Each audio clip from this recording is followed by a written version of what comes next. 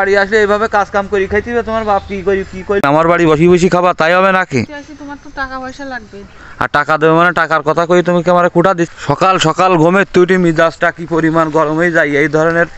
এই তোমার হ্যাঁ কিরা চলি আসটি কইছে সকাল সকাল তুমি আমার ভাত তরকারি না দিয়ে কি করতে আইসা? হ্যাঁ আমি এখানে কাজ করতে আসি, তোমার তো টাকা পয়সা লাগবে। তুমি এখানে কাজ করতে আসো তো আমার ভাত ঠাত কিরা দেবে?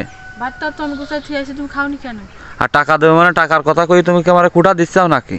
কুটা দেবো না তো কি? তুমি বসে পড়ি খাওয়া তো তোমার হলো খাদ্য। তো বসি বড়ি খাবো তো তোমার বিয়ে করে নিয়ে এসে আমার বাড়ি থাকতে দিলে নাকি? আমার বাড়ি তুমি থাও না। তা আমার বাপ কি তোমার হাতে দিল কি হলো? তোমার হলো আমার আয় করে খাদ্য দেওয়ার জন্য? আয় করে খাদ্য জানে তো বাপ মানে তো তোমার আমি বাড়ি এনে বসায় বসায় খাবো, তুমি আমার বাড়ি বসি বসি খাবা তাই হবে নাকি?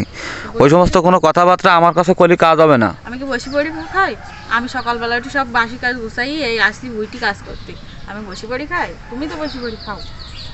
তার মানে তুমি আমার এই 2-4 দিন খাতে দিয়ে কাজ কাম দিয়ে করো আমার খুঁটা দিচ্ছাও তুমি?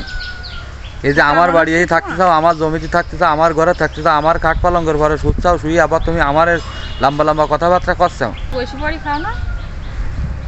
শোনো অত হিসেব কিতাব জানি না। আমার বাড়ি যদি থাকতে হয়, আমার বাড়ি যদি চলতে হয়, তাহলে প্রতিনিয়ত তোমার এই ধরনের কাজ কাম করি আমার টাকা পয়সা দিতে হবে, প্লাস খেতে মেতে জানে যা সব জায়গায় তোমারই কাজ করতে হবে। তা যদি হয় তাহলে আমারই থাকতে হবে, তা নাহলে আইতে হবে। তুমি এত বড় বড় কথা বলতেছো কিসের জন্য? আমি কাজ করে খাওয়াবো আর তুমি আমার বড় বড় কথা বলবে? আমরা তো এইরকমই কথাবার্তা কই।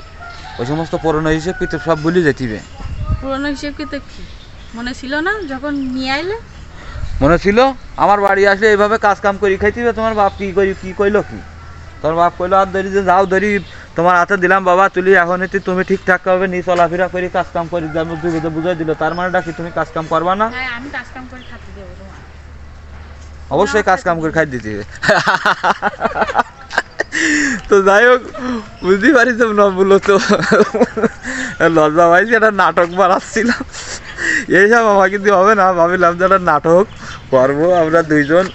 সবাই বর্তমান করতেছে এটা আমাকে সবজি খেত, আমরা সকালবেলায় এনে কাজ কাম করি, এই ধরনের কোনো টেন্ডেন্সি নেই।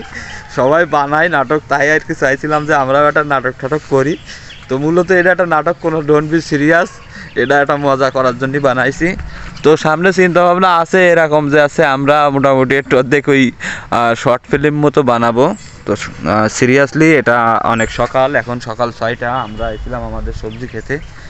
সবজিগুলো উঠাতে অনেক জায়গায় টমেটো বড় বড় হয়ে গেছে, সেগুলো উঠাবো। পাশাপাশি কিছু গাছ বাদ দিয়ে হবে, যে গাছগুলো আস্তে বেঁকাই গেছে, এই যে এই গাছগুলো বেঁকাই গেছে, তো এইগুলো বাড়তে হবে। তারপরে পাশাপাশি অন্যান্য আরও কাজ আছে। তো সবাই ভালো থাকবেন, সুস্থ থাকবেন, আর কেউ অবশ্যই সিরিয়াসলি নেবেন না, এটা জাস্ট একটা মজা ছিল।